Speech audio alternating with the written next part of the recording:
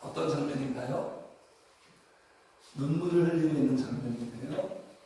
눈에서 눈물이 한 방울 두 방울 주르르 흐르는 그런 장면. 미워요, 이뻐요? 미워요? 이쁘죠? 눈물을 흘릴 때 참 이쁜 것 같아요, 이 사람은. 본연의 사람의 모습이 아닐까 싶어요. 신앙생활도 우리에게 눈물이 있어야 돼요. 눈물의 선지자 누구? 예레미야. 그리고 바울사도도 모든 겸손과 눈물, 예수님도 눈물. 오늘 본문에서 우리 주님이 울고 계시거든요. 우리 신앙생활이 건강하고 막 기쁨이 넘치는 그런 사람들은 눈물이 마르지 않는 것 같아요. 성도님들, 성령의 감동으로 흐르는 눈물이에요. 심파적인 눈물이 아니라. 우리 성도님들이 예배하고 찬양하고 기도하는 가운데 성령으로부터 솟아오르는 그 눈물이 성도님들의 그 고운 두 눈가에서 흐르시기를 축복합니다. 네. 눈물은 특별한 것 같아요. 그렇죠? 이 눈물은 사람을 주목하게 만듭니다. 누가 울고 있어요? 그럼 주목하잖아요. 왜 울어? 이 눈물은 숙연하게 하죠.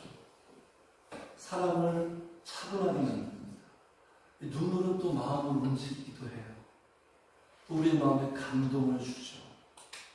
이 눈물은 치유하게 하는 능력도 있어요.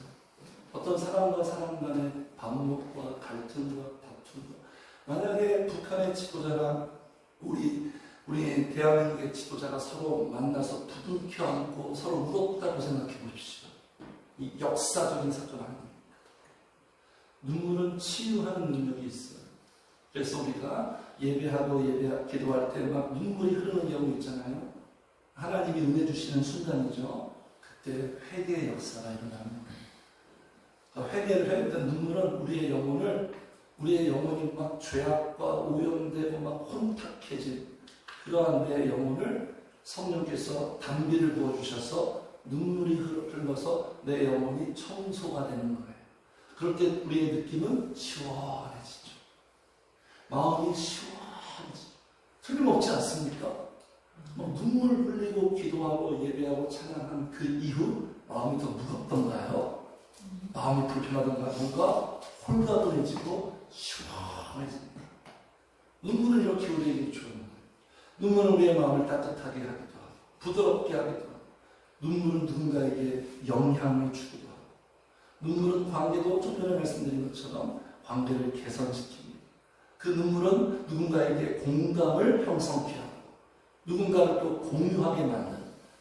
그러니까 이 눈물은 참 하나님이 왜 우리에게 울게 하셨을까요? 그렇게 만들었을까요? 참 눈물은 특별한 것 같아요. 눈물에는 의미가 있습니다. 어떤 평범한 한 사람이 우는 것도 특별하지만 지도자의 눈물은 의미가 있죠. 지도자. 윤석열 대통령이 막 눈물을 흘리고 그러면 막 기자들이 막 달라붙어서 풀어줘. 그 눈물의 의미에 대해서 보도하고, 그 눈물이 또 우리 국민들한테 어떤 마음에 영향을 주기도 하고, 지도자의 눈물은 어떤 파급력이 있습니다. 예전에 제 개인적으로 좋아하는 대통령입니다. 성도님들은 정치적인 또 시장 다르겠지만 개인적으로 좋아했던 참 대통령인데, 이 지도자가 어떤 그 국민의 그 어려움을 보고 지도자가 눈물을 흘립니다. 또 오바마 예전에 미국 대통령도 어떤 미국의 국민의 슬픔을 보고 눈물을 흘리는 그런 장면이에요. 자, 오늘 본문의 41절 보시니까 가까이 오사 누가? 예수님께서, 왕이신 예수님이 예루살렘으로 이제 들어오셨습니다. 드디어. 그리고 눈물을 흘리고 계십니다. 왕이 울고 계세요.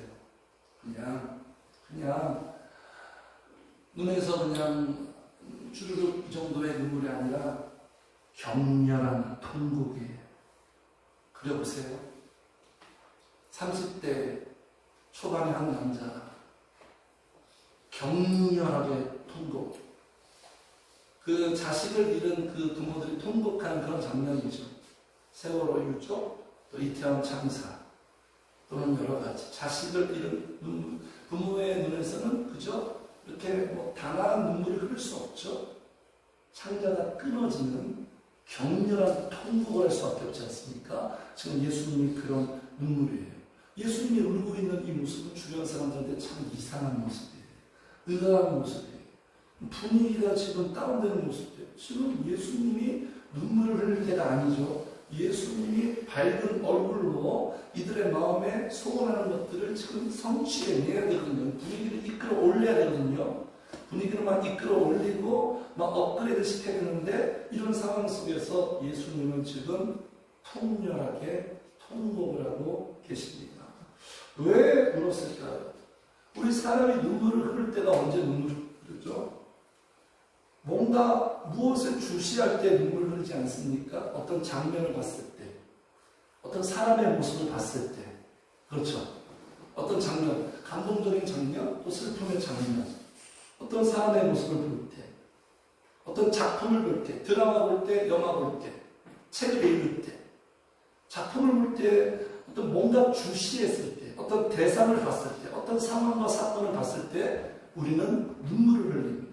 자, 예수님이 지금 무엇을 보시고 울고 계세요?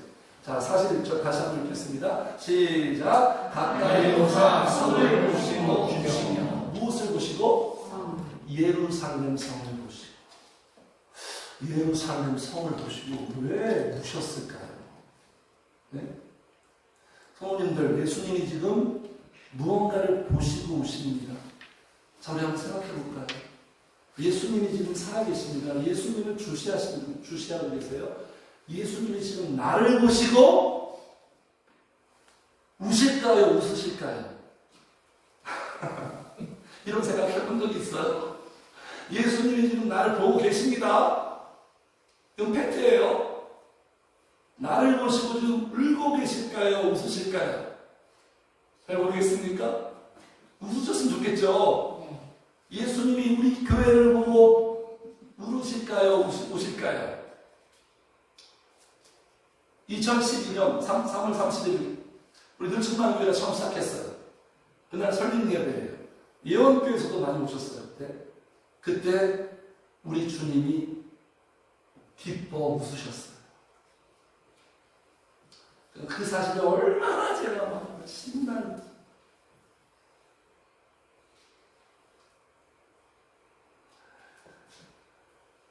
왜 주님이 우셨냐면 어떤 사연이 있습니다. 사실에 기초한 사연. 지금 앞으로 40년 후에 AD 70년 이 사람 누구냐면 로마의 티투스 장군이에요. 왕자예요. 장군 시켜가지고 나중에 황제가 됩니다. 이 티투스 장군에 의해서 예루살렘이 멸망해요. 역사적 사실이에요. 역사의 세계사에 다 기록되어 있습니다. 여기가 어디냐? 지금도 로마에 있는데 개성문이에요. 이 티투스 장군이 예루살렘을 멸망시키고 여기에 딱 개성에서 들어옵니다. 여기 보세요. 43절 보겠습니다. 같이 읽어요. 시작. 나의 이르리라 내 원수들이 통을 쌓고 너를 불러 사면으로 가두고 또 너와 및 그 가운데 있는 내 자식들을 땅에 내어치며 돌 하나도 돌 위에 남기지 아니하리니 이 말씀이 지금 40년 후에 티투스 장군에 의해서 예루살렘의 비극적 사건을 주님이 미리 내다보시면서 말씀하는 거죠. 부모는 그렇잖아요. 자식이 불행을 겪고 고통에 빠지고 자식이 망하고 자식이 죽을 것 같으면 부모는 정말 미치잖아요. 지금 주님이 지금 그런 심정이에요. 그래서 티투스 장군이 여기 그대로예요. 여기 43절 토둔을 쌓고 너를 불러 사면으로 가둡니다. 그러니까 그 예루살렘 성 주변을 다 봉쇄하죠. 차단해요. 복문을 다 차단해가지고 그래서 여기에서 다 굶어 죽여요. 항상 잔혹하죠. 그래서 구약에 보면 그 바벨론도 그 당시에 유다를 이렇게 공격했습니다. 그래서 그 안에 식량이 떨어지니까 어떤 사건이 벌어집니까? 부모가 자식을 잡아먹어요. 부모가 자식을 잡아먹는다. 인간이 배고프면 눈에 뵈는 게 없죠. 우리 북한에 보면 뭐 수용소에서 막 바퀴벌레 잡아먹고 도저히 감이 안 오죠. 어떻게 바퀴벌레를 잡아먹어? 근데 진짜 배가 고프면 한 3주, 4주 이렇게 굶잖아요. 눈에 보이는 건 다 입에 들어간대요. 그래서 막 수많은 아사다가 그 유대 역사가 요세푸스가 이 티투스 장군이 이렇게 포위해가지고 그 당시에 100만 명이 죽었어요. 100만 명. 100만 명이 죽고 10만 명이 로마로 노예로 끌려갑니다. 그러니까 주님의 말씀은 그대로 다 됩니다. 성도님들. 믿든지 말든지 그건 자유예요. 주님의 말씀은 그대로 다 돼요. 이게 무슨 기독교 교양책이 아니에요. 역사적 사실입니다.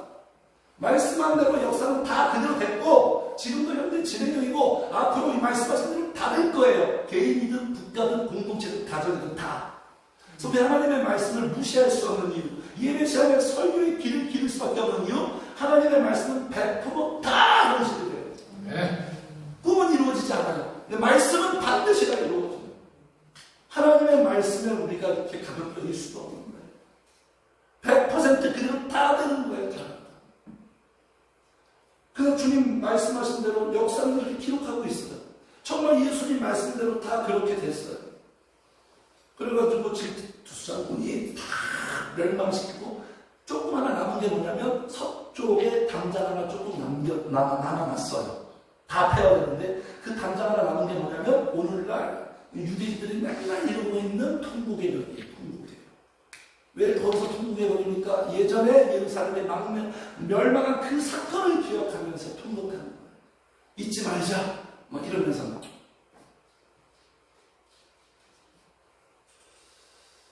그러니까 지금 예루살렘이 멸망한 국가와 국가 간의 문제가 아니라 왜 이렇게 됐습니까? 왜 이렇게 됐어요? 예수 그리스도 왕이신 예수님을 거부하고 핍박하고 죽임의 결과예요. 국가와 국가 간의 문제가 아닙니다. 그럼 표면적인 이유고요. 예수 그리스도를 거부했어요. 예수 그리스도를 핍박했어요. 예수 그리스도를 죽였어요. 거기에 그냥 반드시 대가가 따릅니다. 반드시 하나님은 심판해요. 우리 하나님이 모든 죄 다 용서합니다. 모든 죄 다 용서해요. 그러니까 막 최악의 범죄가 사이코패스 다 용서해요. 절대 용서할 수 없는 것도 한 가지예요. 예수님을 거부하는 거. 예수님 거부하는 거예요. 이건 절대로 용서하지 않습니다. 거긴 반드시 심판이에요. 반드시 멸망되는 거예요. 그러니까 왜 우리 인간들이 예수님은 하나님의 선물이거든요. 요한복음 4장 10절에 보면 예수님이 사마리아 여인에게 이렇게 말씀하세요. 네가 하나님의 선물인 나랑 생수의 그는 나를 알았더라면 너는 나를 구했을 거다. 예수님은 하나님이 보내주신 최고의 선물이에요. 최고의 선물이고 그리고 예수님은 우리의 인생의 기회예요. 기회. 근데 왜 이렇게 할까요? 예루살렘 지금 예수님 보내주셨거든요. 근데 인간들은 왜 예수님을 거부하고 왜 핍박하고 심지어 십자가에서 죽일까요? 그 멸망의 원인이 뭘까요? 인간이 불행해지고 엉망이 되고 망하는 원인이 뭘까요? 하나님의 말씀은 항상 그 원인에 대해서 우리에게 밝혀주시죠. 오늘 주님이 말씀하고 있습니다.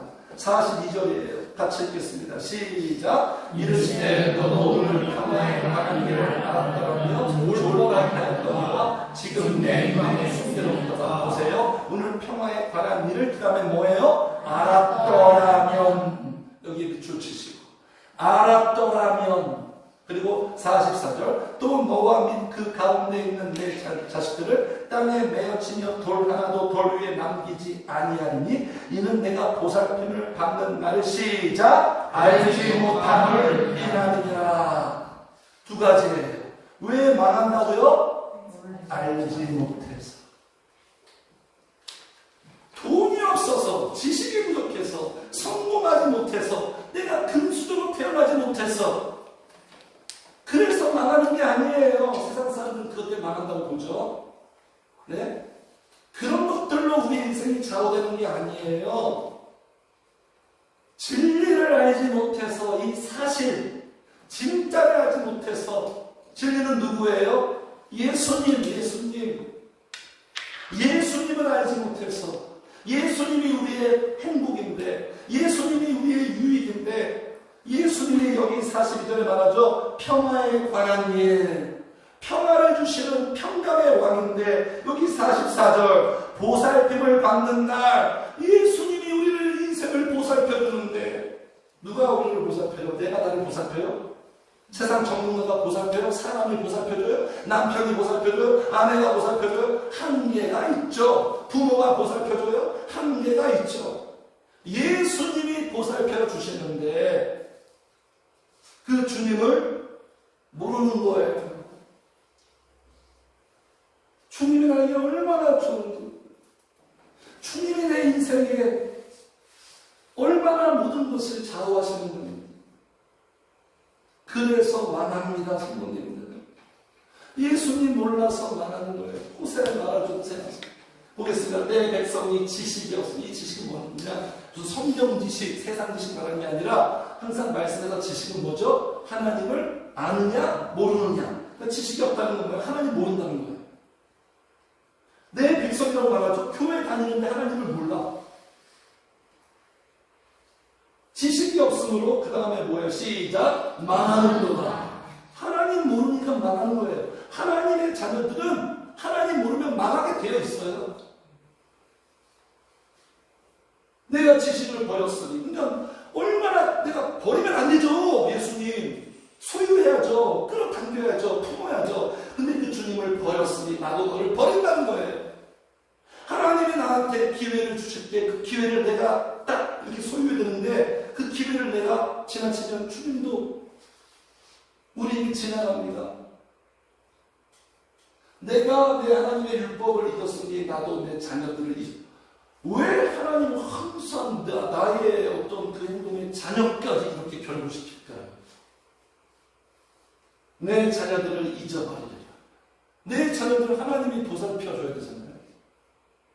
내가 하나님의 율법을 잊어버리면 멸시하며 하나님도 내 자녀들을 멸시하리라. 오늘 말씀이 무겁습니다, 성도님들. 오늘 말씀이 굉장히 우리에게 좀 심각해요. 오늘은 이렇게 밝고 가벼운 그런 말씀이 아니에요. 사실 몸에 쓴 게, 그죠? 입에 쓴 게 교양 아니겠습니까? 우리의 인간과 우리 인생은요, 예수님과의 관계에서 좌우됩니다. 결정됩니다. 그렇습니까, 성도님들? 네. 정말 그래요? 이거 알고 사는 사람 정말 복 있는 거예요. 이제 행복이 시작되는 거예요. 이걸 모르니까 예수님과의 관계가 내 인생에 좌우되고 결정되는 걸 모르니까 이렇게 되는 거예요. 망하는 거예요. 행복하고 싶어도 행복해지지 않는 거죠. 우리의 행불행, 흥망성쇠, 성사, 희노애락, 승패와 실패가 다, 성패가 예수님과의 관계에 다 결정됩니다. 그러니까 예수님을 거부하고, 예수님을 안 믿고, 예수님 모르고, 예수님과 멀어지면 그냥 다 망하는 거예요. 행복 끝, 불행 시작. 같이 해주세요. 예수님을 모르면 다 모르고, 예수님을 알면 다 알게 됩니다. 예수님에 대해서 다 좌우되는 거예요. 예수님 모르면 다 모르는 거예요. 인생 법칙입니다. 여기 말하고 43절에, 아니 42절에 너도 오늘 평화에 관한 일을 알았더라면, 평강을 어떻게 알아요? 아, 내 마음 평안하다. 내 마음 평안하다. 이게 평강이구나. 이거 어떻게 알아요? 예수님을 알게 되면 평화를 알게 되는 거예요. 예수님을 모르고 예수님 거부하면 평강이 없어요. 평화를 몰라요. 그냥 인생이 계속 분쟁과 다툼과 갈등의 연속이에요. 가정에서, 사회에서, 어느 곳에 가든지. 그렇게 될 수밖에 없어요. 그래서 여기 말하고 이사야서 같이 읽어요. 시작. 내 하나님의 말씀에 나에게는 평강이 없다 하시느니라. 하나님 거짓말합니까? 틀렸습니까? 틀림없죠. 예수 안 믿는 게 악인입니다. 나쁘게 산 게 악인이 아니라 예수 안 믿는 게 악인이에요. 성령이 없는 자가 악인이에요. 그 사람에게는 평강이 없대요. 편리한 곳에 살 수 있어요. 편리한 곳에 산다고 평강이 아닙니다. 우리의 마음이 평안한다는 건요, 물론 환경과 상황도 중요하지만 우리의 마음에 누가 계시느냐에 따라서 평강이냐 불안이냐 결정되는 거예요. 그러니까 이 평안, 샬롬, 히브리어로 샬롬, 샬롬이 무슨 뜻이냐면 하나님과의 관계예요. 하나님과의 관계가 좋아야 내 마음이 평안한 거예요. 우리 인간도 그렇잖아요. 누군가 사이가 안 좋은데 마음이 평안하던가요? 사이가 좋아야 평화가 아니겠어요? 하나님과 사이가 좋고 하나님과 잘 지내야 내 마음에 평안이 있는 거예요. 그래서 항상 제자리에 있을 때 평강이 있는 거예요. 예배의 자리에 딱 있을 때. 주님께서 주의를 기억해서 꼭 지켜라. 예배 자리에 딱 있고 기도의 자리에 딱 있고 그 자리에 머물러 있을 때 그때 성령님께서 우리에게 평안 주시고 내 마음이 평안해지는 거예요. 하나님과의 또 하나 제가 제일 말씀드릴게요. 다 알고 있지만 하나님과의 관계가 좋아야 같이 합시다. 사람과의 관계도 좋다. 별 의미가 없어요. 이건 설명이 그냥 우리 삶에서 드러나고 있는 현장에서 말해주는 거 아니에요. 모든 다른 현장에 있어요. 하나님과의 관계가 좋아야 사람과의 관계가 좋은 거예요. 남자, 여자 서로 가까워지면 하나님, 야 잘하자. 하나 되자, 우리 잘하자, 서로 잘하자, 싸하자. 이건 지켜줘, 안 지켜줘. 이런다고 하나 되는 게 아니라 우리 하나님을 위해서 서로 딱 갈 때 하나가 딱 되는 거예요. 그러니까 남편은 신앙생활 잘하고 하나님과 관계 좋으면 아내랑도 관계 좋고, 아내도 마찬가지예요. 아내도 교회 가서 신앙생활 잘하면 남편과의 관계 좋고, 틀린 거 아닙니까? 다 예수님 만나고 신앙 좋아지면 가정에서 관계가 다 좋아져요. 그런데 가정의 관계가 안 좋아지는 케이스, 서로 싸우고 다투고 서로 생각이 다르고 네가 잘났다 내가 못났다 막 이렇게 싸우면 다 하나님과의 관계에 구멍이 나 있어요. 구멍. 그러니까 해결책은 뭡니까? 주님과 관계를 먼저 개선해야 되는 거예요. 이게 해결책이에요. 이걸 몰라요. 오늘 주님 말씀하신 거죠. 이걸 알았더라면 너의 가정이 평화로울 텐데. 주례할게요. 주례 못했으니까. 자, 새신랑 조영재님과 새신부 너무 주셔서 자, 박수! 어려운 말씀 하셨습니다. 잘하셨어요. 새신부 김소희 양은 한번 가보실까요? 개인적으로 하나님과의 관계가 좋으면 두 분의 앞으로 가정은 평화가 넘치고 행복이 넘칠지어다. 네. 할렐루야. 네. 틀림없어요. 틀림없어. 오늘 다 주례 다 했습니다. 네? 예수님 모르면 소망 없습니다. 소망이 왜 생기는 거예요? 물질이 좀 좋아지는데 상황이 좀 좋게 돌아가면 인간 보고서는 인간 언제 바뀔지 몰라요. 인간은 서로 살아가되 너무 기대하지 마세요.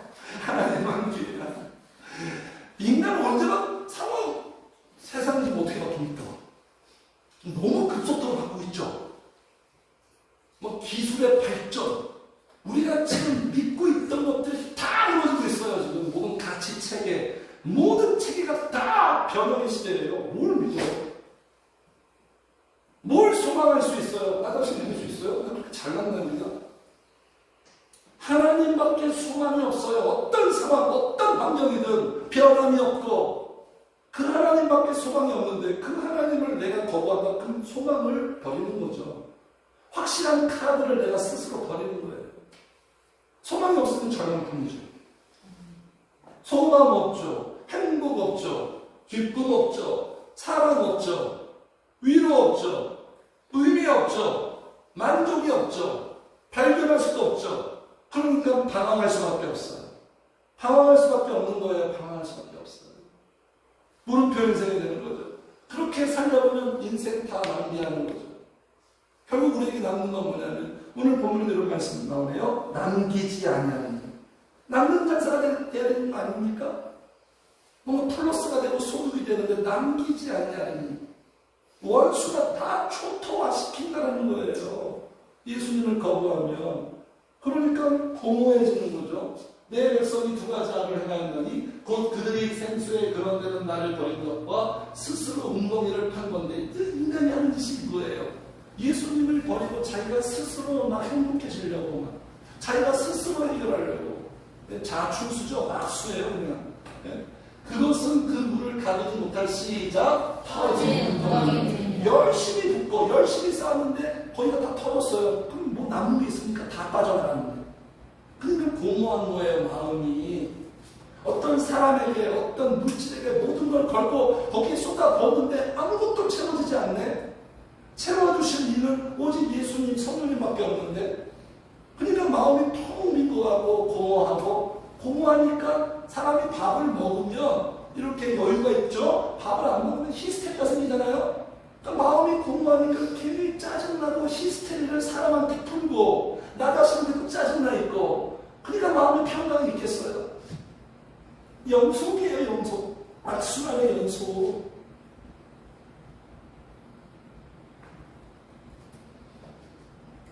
지금 여기 말하죠. 여기 44절. 이는 내가 보살핌을 받는 날을 알지 못한다. 보살핌이 없어요. 보살핌. 우리 성도가요. 왜 안정이 됩니까? 우리의 마음도 그렇고 우리의 생각이 그래도 좀 불안하지만 그래도 딱 중심이 우리의 딱 중심이 그래도 안정감이잖아요. 왜 그래요? 딱 한 가지밖에 없어요. 주님이 나를 보살피고 있어요. 지금. 주님이 나를 돌보고 있다니까요. 이거 한 가지밖에 없어요. 성도 두려워하지 말라. 주님이 두려워하지 말라. 딱 절대적인 근거 딱 하나. 내가 너와 함께 아니라 내가 너를 보살핀다. 나같이 너를 보살필 자 없다. 너의 자녀도 보살필 거다. 너의 인생도 보살필 거다. 그래서 우리 큰딸이 처음으로 고등학교 졸업하고 부모의 품을 떠나서 저기 충청남도 가가지고 대학생활 혼자 하는데도 그냥 인간적으로 참 불안하죠. 여러 가지 막 리스크가 생각나는데도 불구하고 그래도 마음 한켠에는 딱 안정감이 있어요. 왜요? 보살피니까. 엄마 아빠가 보살피지 못하는 그 시간 속에서 환경 속에서 우리 주님이 우리보다 더 확실하게 보살피니까. 그러니까 안심이 되는 거예요. 마음에 안정이 있는 거예요. 불안하지 않는 거예요. 그런데 세상 사람 이거 없어요. 이거 없다니까요. 예수님 거부하면 불안하고 긴장의 연속이고 그러니까 부모 없이 살아가는 그 불쌍한 그 애들 보세요. 고아들. 그러니까 예수님 거부하고 예수님을 안 믿는 건 그냥 평생 고아로 사는 거예요. 고아로. 그러니까 자기 혼자 살려고 얼마나 힘들어요. 얼마나. 부모가 해줄 거 자기가 다 해야 되니까. 삶이 2배, 3배, 4배 더 무겁고 빡세죠. 근데 주님이 다 보살피는 거예요. 나의 앞날도 보살피고 지금까지 살아온 발걸음 다 주님이 보살피고. 그래서 예수님 거부하고 예수님 안 믿으면요 복된 날이 될 수가 없어요. 우리 43절 보세요. 날이 이를지라. 어떤 날이 온다는 거예요? 반드시 이런 날이 온다는 거예요. 지금 이게 현실 얘기하고 있는 거지 우리 지금 역사 공부하고 있는 거 아닙니다. 그 날이 말해주는 거예요.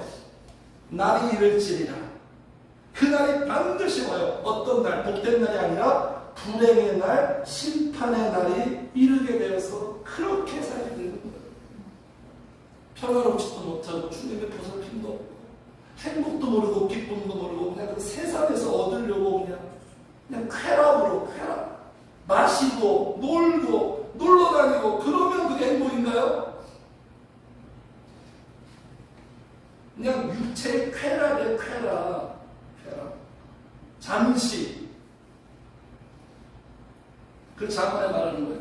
악인에게는 예수님 거부하면 악인에게는 그의 두려워하는 것이 임한대요.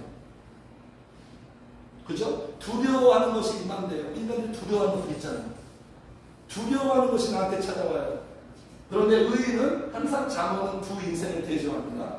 어느 쪽을 선택하시겠습니까, 성도님들?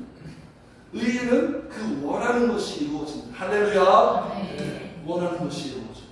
성도님들 원하는 거 있죠? 그거 예수님이 이루어주는 거예요. 내가 이루어내는 게 아니에요. 인생은 그렇게 쉽지 않습니다. 의인에게는 어떤 제한도 임하지 아니하는 딱 보살피니까. 또 문제가 와도 그게 그 타격이 없어요. 주님 딱 보살피니까.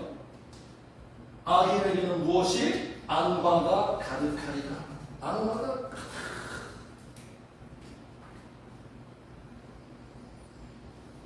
왜 이런 날에 연속이 될까요? 왜 이렇게 불행하게 살까요?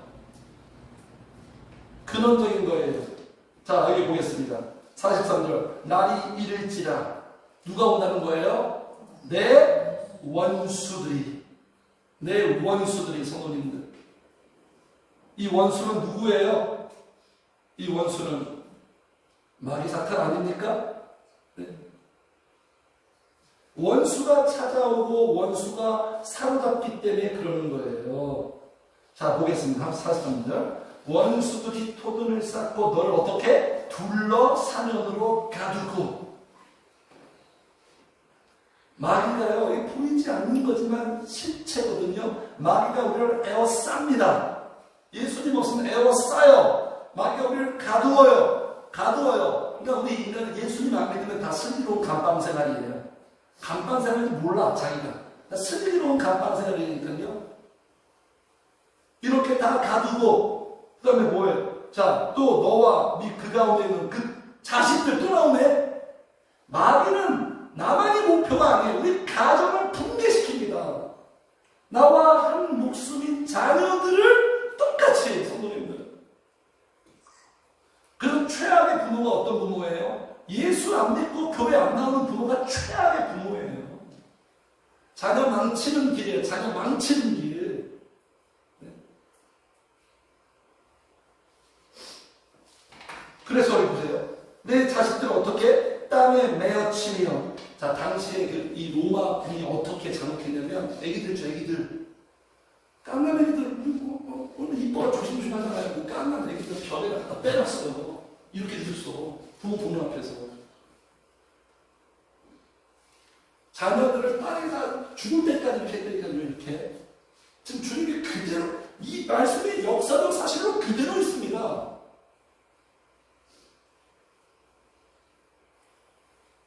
땅에 메어친다는 건 뭐죠? 땅을 메어친다는 건 가라앉게 만든, 마귀는 가라앉게. 우리의 마음만 살아야 되잖아요. 업그레이드 되고, 막 이렇게 고조되고, 이런데 이렇게 막 떠 있어야 되는데, 가라앉게, 우울하게, 꿀꿀하게, 침체되게, 네? 가라앉게, 바닥치게, 내 인생 바닥치게, 밑바닥. 그래서 결국 돌 하나도 남기지 않게 파괴하는 거예요. 다 파괴하고. 아무것도 남지 않고. 이렇게 하는 거예요. 예수님이 없을 때 이렇게 됩니다, 성도님. 예수님을 몰랐을 때.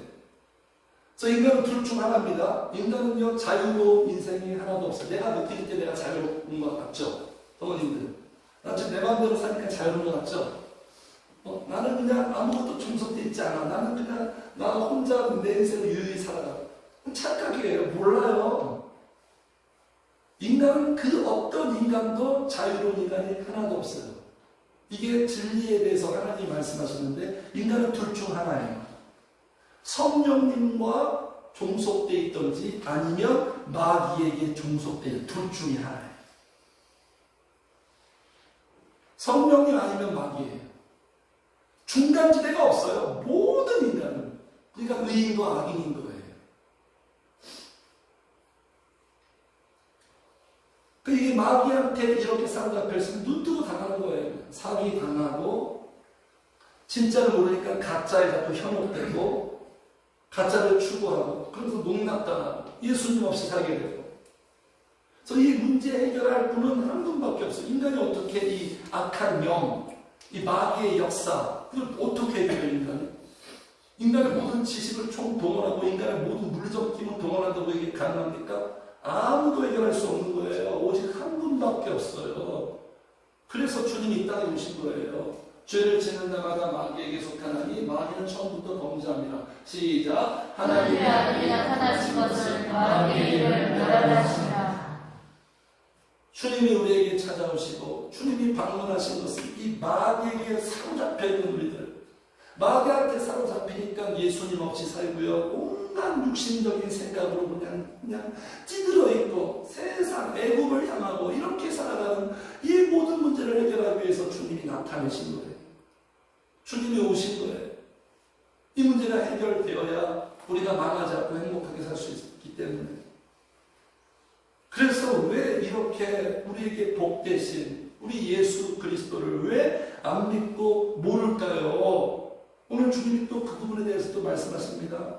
우리 예수님 뭐 최고의 복이라는 거 좋은지 모르니까 여기 나오죠. 42절에 오늘 평화에 관한 일을 알았더라면 좋을 뻔하였거든요. 이 좋은 걸 모르는 거예요. 그리고 이제 그 다음에 왜 사람들이 예수님을 거부하고 알지 못하고 왜 그렇게 살아가느냐, 그 이유에서 주님이 지금 말씀하십니다. 좋을 뻔하였거니와 그 다음에 시작. 지금 내 눈에 숨겨졌도다. 무슨 말씀이에요? 네? 지금 내 눈에 숨겨졌도다. 지금 내 눈에 보지 못한다는 거죠. 인간은 항상 눈이 문제가 눈에 문제가 있어요. 인간은 시각에 문제가 있으니까 보고 싶은 것만 보고, 보지 말아야 할 거 보고, 봐야 할 거 또 못 보고, 또 뭐 눈에 씌었다 이런 말도 있지 않습니까? 그러니까 지금 이 말이 뭐예요? 예수님을 전혀 알아보지 못해요. 예수님. 그러니까 예수님이 그렇잖아요. 제가 눈 감고 있습니다. 여기 성도님 다 계시죠? 근데 눈을 감고 있으니까 여기 성도님들 계신지 안 계신지 모르는 거예요. 여기 실체가 여기 분명히 있잖아요. 여기 실체 있죠? 눈을 뜨면 여기 있구나 알잖아요? 눈을 감고 있으니까 이렇게 감겨 있으니까 모르잖아요. 안 보이잖아요. 지금 이런 상태 마귀가 못 보게 하고. 왜 그렇게 되냐면 주님도 말씀하세요. 그때 예수께서 대답하실 때 천지의 주제이신 아버지여 이것을 지혜롭고 슬기 있는 자들에게 숨기시고 내 눈에 숨겨졌도다. 지혜롭고 슬기 있는 사람들이 뭐냐면 긍정적인 게 아니에요. 예수님 거부한 사람. 예수님 없이 그냥 내가 내 스타일대로 살 거야. 내 인생 그냥 내 마음에 향해 살 거야. 이게 바로 지혜롭고 슬기 있는 사람들이에요. 주님이 기회를 줘요. 교회 나올 수 있도록 기회 주고 신앙생활 시작할 수 있는 기회를 주는데 그걸 거부하는 사람. 그런 자들이 결국 주님은 숨겨요. 아니 우리가 하나님을 어떻게 알아요? 하나님 보이지 않는 영적인 존재인데 성령님이 은혜 주셔서 보여주시고 성령님이 알게 해주셔야 알게 되는 거잖아요. 숨기시고 어린아이들은 뭐죠? 그냥 주님 만나고 싶어요. 주님 믿을 거예요. 막 교회 나와서 막 예배 드리고 그런 사람들. 그런데 그런 사람한테 어떻게 한다? 나타내신다는 거예요. 자, 올소이다 시작. 올소이다 이것이 것이 아버지의 뜻입니다. 하나님이 정하신 법칙. 거부하는 자들은 숨기는 거예요. 못 보니까 하나님이 여기 복인데 딱 있는데 여기 있거든요. 하나님이 있는데 분명히 있는데 예수님은 진짜 있는데 내가 눈을 갖고 있어서 모르는 거예요. 내가 모르는 거예요. 하나님이 없는 게 아니라 있는데 내가 모르는 거예요. 내가 이렇게 된 것이 아버지의 뜻입니다.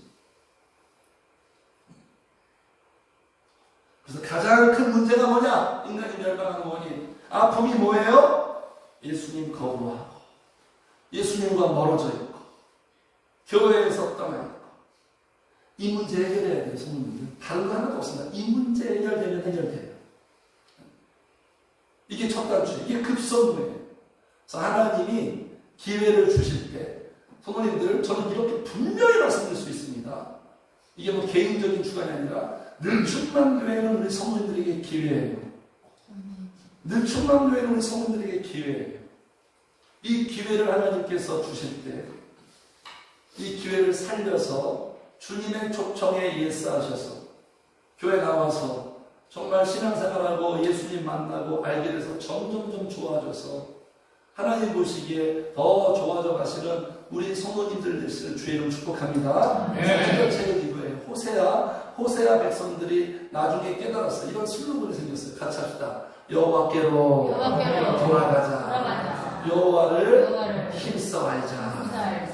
하나님께로 돌아오시고 하나님이 계신 곳으로 돌아오시고 하나님을 만나고 알기 위하여 힘쓴 발걸음 하시는 우리 성도님들 되시기를 주의 이름 축복합니다. 그래서 첫 번째는 예수님을 거부했기 때문에 알지 못했기 때문에 멸망하는 거죠. 두 번째, 주님이 왜 우셨을까? 교회가 타락이에요. 그게 이제 오늘 여기 나옵니다. 45절 그 유명한 본문이죠. 교회가 타락했을 때 주님은 눈물을 흘리세요. 자, 예수님의 1순위 관심이 어딘지 아십니까? 45절 보세요. 성전에 들어가서. 이 예수님의 늘 관심, 교회. 세상 전부 뭐 청와대 여기 있는 게 아니라 예수님의 관심은 항상 교회예요. 그래서 요한계시록에 7교회의 편지를 썼죠. 그러니까 모든 것이 다 교회에 있어요. 우리 주님 교회를 좋아하십니다. 예수님의 성향과 취향은 교회 중심이에요. 늘 교회에서 살았어요.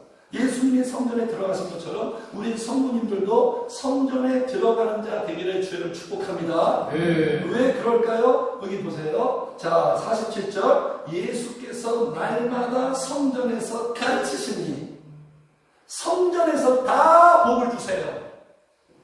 교회에서 다 가르쳐줘요. 우리는요 세상에서 배우는 게 아니에요. 세상에서 배우는 건 그냥 지식이에요. 지식, 정보. 그 지식과 정보를 우리가 살게 된다고요? 교회에서 다 배우게 되어 있어요. 교회에서 다 공개하십니다. 교회에서 다 발견해요. 교회에서 다 만나는 거예요. 그래서 우리는 성전에 들어와야 돼요. 교회 안에 들어와야 돼요. 사도행전 초대교회 그들이 왜 불행하지 않고 승리하고 행복하게 살았느냐? 이거예요. 날마다 마음을 같이하여 성전에 모이기를 힘썼어요. 이 열심 돼야 됩니다. 날마다의 사람들이에요. 날마다 기뻐하고 날마다 승리하는 사람들은 날마다의 사람이에요. 비례합니다. 항상 영적 원리는 날마다 마음을 같이 했어요. 이게 좋은 공동체의 힘은 여기서 오는 거예요. 날마다 마음을 같이 해서 교회에 모이기를 힘쓰며 이렇게 날마다 교회에 와서 힘쓰니까 하나님이 어떤 복을 주시냐? 시작! 날마다 더하게 하신다. 할렐루야! 네. 날마다 더해지는 거예요. 날마다 내 안에 은혜가 넘치는 더해지는 플러스. 날마다 하나님 앞에 올 때, 주일날 오고, 날마다 기도하러 오고, 수요일, 금요일도 올 때, 마음을 주님께로 향할 때, 그러한 모습이 있으니까 날마다 더 하시는 거예요. 날마다의 복을 받게 하는 거예요. 그래서 이렇게 딱 성전에서 지금 주님을 사모하고 주님과 딱 붙어 있으면 여기 47절 보세요. 예수께서 날마다, 예수님도 날마다의 사람이네. 예수님도 날마다예요. 예수께서 날마다 성전에서, 이 무슨 말씀이에요? 주님은 지금도 날마다 우리에게 복 주시겠다는 거예요. 날마다 성전에 오는 자들에게 복을 주시겠다는 거예요. 네? 모든 것은 교회에서 다 이루어지는 거예요. 근데 이 좋은 교회에 우리가 떠나 있으면 어떻게 하면 좋아요? 여기서 모든 복을 다 받는데 모든 걸 다 알게 되는데 이렇게 살아야겠구나. 이게 문제였구나. 이게 포인트였네. 다 알게 되는데 여기에서 성령의 역사가 우리에게 주어지는데 성령님 주님이 다 이렇게 장을 열어주시는 날마다 성전에서 딱 가르치니까 대제사장 서기관들과 백성의 지도에 그를 죽이려고 꾀하는 항상 주님이 역사하는 것을 여기에 대제사장 서기관 지도자들 종교인들 더 정확히 말하면 마귀의 자식들이에요. 겉으로는 막 신앙생활을 같지만 실제로는 가짜들이에요. 그래서 항상 마귀는 우리 안에 있는 예수 그리스도를 다 죽이려고 해요. 현실입니다, 성도님들. 그러니까 날마다 전쟁이에요, 전쟁. 신앙생활은 날마다 전쟁이에요. 방심하면 안 되는 거예요. 죽이려고 하는 거예요. 주님이 하시는 일을 막는 거예요. 마귀가 가로막으려고 하는 거예요. 왜냐면 날마다 와가지고 그러면 점점 좋아지고 행복해. 마귀가 절대로 용납하지 않는 거. 교회 못 오게 해야죠. 교회 못 오게 해야죠. 차단시켜야죠. 발걸음 뚝 떨어지게 만들어야죠. 그래야 망하니까. 본인도 망하고 가정도 망하고 자녀도 망하고 하는 일도 다 안 되고 죽이려고 꾀한다는 거예요. 꾀한다는 거예요, 성도님들. 우리의 영적인 걸 죽이려고 그야말로 뭐야 작전 짜고 온갖 전략들을 다 동원하고 우리에게 가장 치명적인 게 뭔지 아킬레스건이 뭔지 어디를 건드리면 우르르 무너지는지 이렇게 빼앗가는 거예요. 그런데 48절 같이 읽겠습니다. 시작. 백성이 다 내게 귀를 기울여 들으므로 어찌할 방법을 찾지 못할까. 보세요. 백성들이 예수님께 딱 붙어있어요. 백성들이 하나님의 음성에 귀를 딱 기울이고 있어요. 이 주님과의 이 연합이 어찌할 방도를 찾지 못하게 하는 것. 이게 뭡니까? 승리예요. 우리가 성경에 와서 주님과 가까이 붙어있고 주님의 말씀과 기도로 살아가면 같이 합시다. 마귀는 어찌할 방도를 찾지 못한다. 어찌할 방도를 찾지 못해요. 이때가 가장 안전한 거예요. 주의 성전에서 하나님의 음성을 듣고 예수 그리스도가 딱 붙어있을 때 그 주님 우리를 보살피잖아요. 우리를 지키시잖아요. 내가 나를 지킬 수 있습니까? 내가 나를 지킬 수 있어요, 성도님들? 누가 나를 지켜줘요? 누가 나를? 그래서 동물의 한국 보세요. 사자가 사냥을 할 때 어떻게 사냥을 합니까? 저기 어묵말 맞나요? 얼룩말이 다 있어요. 저 먹어야 돼서 다 노리고 있어. 근데 그 얼룩말이 모여있는 것에 돌진하지 않아요. 기회를 보다가 사냥할 때 다 기회를 보다가 한 마리가 무리해서 이탈했을 때 그 얼룩말이 표적이 돼요. 교회에서 이탈했을 때 딱 타깃이 되어버립니다. 주님의 교회 안에 딱 있을 때 우리는 안전한 거예요. 어찌할 영적으로 무장됐을 때, 성도님들 영적으로 무장됐을 때 어찌할 방도가 없는 항상 예수님처럼 이렇게 성전에 들어가서 성전에서 살고 교회 중심으로 살아가시는 성도님들 되서 축복합니다. 성전에 들어가서 예수님 과격한 행동을 합니다. 무슨 행동을 하죠? 장상 내쫓아요. 그러니까 막 엎어버리고 내쫓아요. 주님의 이미지하고 너무 다르죠? 막 엎어버린다는 건 이건 정말 가장 극도의 행동이 아니겠습니까? 왜 엎어요? 누구를 엎습니까? 장사하는 자들. 당시에요. 드리면 6월절 예배를 드리려면 성전세를 내야 돼요. 교회 들어가면. 그럼 교회에 돈 받고 무슨 놀이동산도 아니고 무슨 기념관도 아니고 교회 돈 받고 사는 다 들어. 근데 돈을 더 많이 바가지 씌우고요. 또 6월절 예배 오면은 그때는 이게 가축으로 이렇게 예배 드리잖아요. 그런데 먼 데에서 근데 다른 나라에서 다 오거든요. 다른 나라에서 다 끌고 올 수 없잖아요. 근데 교회에서 다 팔아요. 근데 비싸게 파는 거예요. 그걸 예수님을 딱 걸리는 거예요.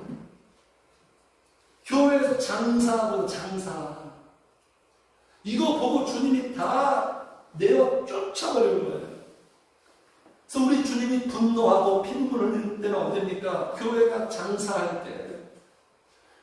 교회가 변질되고 타락했을 때. 성도님들, 우리 늘충만 교회가 아니죠? 같이 합시다. 나는 내가 교회다. 내가 교회예요. 내가 변질되고 내가 타락했을 때 주님이 가장 슬퍼하는 거예요. 우리 한국교회 사람들이 이렇게 가슴 아파합니다. 우리 한국교회가 지금 어떻게 됐냐면 예수 주식회사가 됐어요. 예수 주식회사. 네. 신앙과 교회를 통해서 물질적인 이익을 추구해. 이게 장사하는 거예요. 네. 몇 년 전에 어떤 성도가 제 교회 혼자 있는데 왔어요. 와서 부사님 안수해달라고 기도해달라고 그래서 안수 갔는데 어떤 여자 성도예요. 50대쯤 된. 그러면서 슬프게 이렇게 말씀하죠. 예전에 여기 왔었다는 거예요. 이 교회에. 그러니까 저의 전 목사님이 할 때. 근데 그 교회 목사님이 와서 이렇게 뭐 금요일에 하는데 안수를 해주는데 개인적으로 딱 부르더래요. 50만 원을 주면 50만 원을 주면 내가 안수해. 저 날마다 안수해주는데 돈 받고 안수해. 돈 많이 벌었을 것 같은데. 안수해 테니까 50만 원을 내라는 거예요. 그때 상처 많이 받아가지고. 교회가 장사하는, 그러니까 교회를 그냥 장사하는 거죠. 세상 경영은 뭐예요? 세상 경영은 크게 확장하는 거잖아요. 회사를 크게 키우는 거, 크게. 교회도 이 세상의 방식처럼 크게 키우고 모든 목사님들의 로망, 교회 커지면 다 끝나요. 교회만 커지면 그냥 영향이 없는 거예요. 그거 다 부러워해요. 교회를 크게 키우고, 그래서 교회를 세상 방식처럼 경영합니다, 성도님들. 미국에 큰 교회 하나 있어요. 되게 크죠, 뭐 화려하죠. 미국의 유명한 교회예요. 한국의 많은 목사님들이 여기가 성공했다고 다 비행기 타고 가가지고 배우고 막 이 방식 도입하고, 그죠? 교회 예배 화려하죠. 근데 이 교회가 어떻게 커졌는지 아십니까? 성도들한테 설문조사를 했어요. 교회에 와서 설문 들을 때 당신이 싫어하고 부담스러운 써라. 다 뭐 썼겠어요? 죄, 회개, 마귀, 이런 거 표현 안 했으면 좋겠습니다. 뭐 헌신, 신의 육적 이런 거 표현하지 않고 다 수업했어요. 세상 방식 아닙니까? 시장조사, 설문조사, 고객 중심 맞춤 서비스. 그걸 딱 설문조사를 딱 받고 담임 목사님이 나중에 딱 취업해가지고 그렇구나. 그런데 앞으로 설교에서 죄, 회개, 마귀 이런 것들 등등 이런 거 다 빼야지. 성도님들이 듣기 좋은 달콤한 설교 평안하다. 평안하다, 복 받을 거다. 이렇게만 설교해가지고 이렇게 커졌습니다. 자부심 있겠죠? 이게 부흥했다고. 하나님이 은혜 줬다. 주님의 눈에 볼 때 어떻게 볼까요? 이게 바로 장사하는 거예요.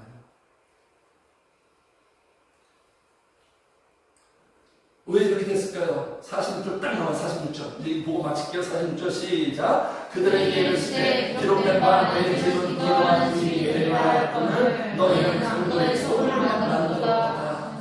왜 그렇다고요? 기도하지 않았기 때문에. 기도하지 않으면 어떻게 된다? 무조건 강도의 소굴이 돼요. 이 강도 누구죠? 마귀의 소굴. 기도하지 않으면 교회는 마귀의 소굴이 됩니다. 기도하지 않으면 우리의 마음에 마귀의 소굴이 됩니다. 기도하지 않으면 우리의 가정이 마귀의 소굴이 돼요. 둘 중 하나라고 제가 말씀드렸잖아요. 마귀의 소굴이 되면 물질을 추구하게 되어 있어요. 육신의 욕구를 추구하게 되겠어요. 인간적으로 가는 거예요. 사람한테 맞춰요. 사람한테 맞추는 거예요. 하나님한테 맞춰야죠. 교회는 아버지의 집이죠. 이게 우리 교회입니까? 하나님의 교회입니다. 하나님 주인이 원하는 대로 해야죠. 그렇죠? 그래서 지금 성도에게 가장 심각하고 많은 경우가 기도를 안 하는 게 가장 심각한 거예요. 주님은 우리가 기도하지 않을 때 가장 마음 아파하고 눈물을 흘리는 거예요. 기도 안 할 때 망합니다. 성도님들은 기도 안 하면 변질돼요. 기도 안 하면 타락합니다. 기도 안 하면 마귀한테 사로잡혀요. 기도 안 하면 우리는 질 수밖에 없는 거예요. 기도해서 주님이 보살펴주고 성령이 내 안에 충만해 넣어 주셔야 우리가 승리할 수 있는 거죠. 같이 합시다. 기도 안 하면 통곡하고 기도하면 웃을 수 있다. 눈물을 흘리며 씨를 뿌리는 자는 기쁨으로 그 땅을 거두게 한대요. 눈물로 기도하면 기쁨의 결과로 주님이 보상한다 했어요.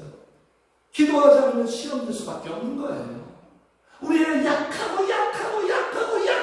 우리의 여리여리한 마음을 우리가 어떻게 살 수 있습니까? 기도로 강렬해져야죠. 마귀는 우리의 원수는 끊임없이 우리를 다 내어치려고 하는 거예요.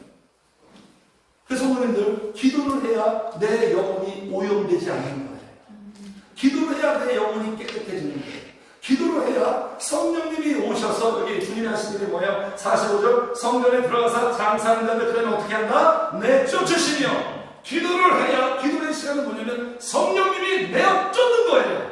우리 안에는 적폐를 청산하는 시간, 내 안에 있는 육의 속성을 정리하는 시간, 회개를 통해서 내가 내쫓을 수 없어요. 성도님들 내 안에 있는 불행, 아픔 내가 해결할 수 없어요. 기도할 때 성령님이 내어쫓는 거예요. 그래서 이렇게 말하잖아요. 제자들이 조용히 묵상할 때 우리는 어찌하여 능히 그 귀신을 쫓아내지 못하였나니까 이르시되 시작. 기도에 가는 곳은 이런 종류와 나갈 수 없느니라. 마귀의 역사, 육의 속성, 지금까지 잘못된 삶의 방식들, 이게 모든 것들이 기도를 통해서 다 정리되기 시작합니다. 성령이 내어 쫓는 거예요. 우리가 어떻게 쫓아요? 우리가 다 해결했으면 벌써 세상은 다 달라졌어요. 쉬워요. 9시에 뉴스에 그런 뉴스 안 나오죠. 그래서 교회의 정체성은 뭡니까? 주님, 내 집은 어떤 집? 기도하는 집이에요. 교회는 기도하는 집이에요. 기도하지 않는 교회는 교회가 아니에요. 진정한 교회다움은 기도에서 나오는 거예요. 성령의 역사가 있는 교회. 그러므로 성도의 정체성은 뭡니까? 이 기도하는 집에서 46절 그들에게 이르되 기록된 바 내 집은 기도하는 집이 되리라. 기도하는 집에서 기도를 배워서 성도들이 같이 합시다. 내가 기도하는 사람이 되는 것, 이게 하나님의 말씀이에요. 보세요. 기록되었으되, 기록된 바, 왜 기록했어요? 이런 사람이 되기를 원하시는 거예요. 기도하는 사람이 되기를 원하시는 거예요. 기도하는 성도가 됩니다. 성도님들, 또 제가 주관적인 느낌 아니라 성도님들 땡 잡으셨습니다. 왜 땡 잡았습니까? 우리 늘충만교회는 기도하는 교회예요. 기도를 배울 수 있는 곳이에요. 하나님이 주신 복이에요. 요새 기도하는 교회 찾아보기 쉽지 않아요. 정말 찾아보기 쉽지 않아요. 겉으로 막 주여주여 크게 부르는 것 같죠? 예배 때 진정한 기도하는 교회 찾아보기 쉽지 않아요. 우리 늘충만교회 기도하는 교회 하나님이 보내신 거예요. 기도하는 사람이 되요. 기도하는 사람이 돼서 강도의 속을 마귀한테 사로잡히지 않고 마귀의 역사를 다 정리시키시면서 하나님이 우리에게 복을 주고 회복을 주고 행복하게 하고 그렇게 살게 하기 위해서 주님이 이렇게 진행하고 있는 거예요. 그래서 먼저 성도님들 기도의 사람이 되기를 축복합니다. 먼저 기도의 사람, 예배의 사람이 돼요. 기도의 사람이 돼야 영적인 사람이 돼요. 영적인 사람이 돼야 복될 사람이 될 수 있고 회복되고 행복하고 축복하고.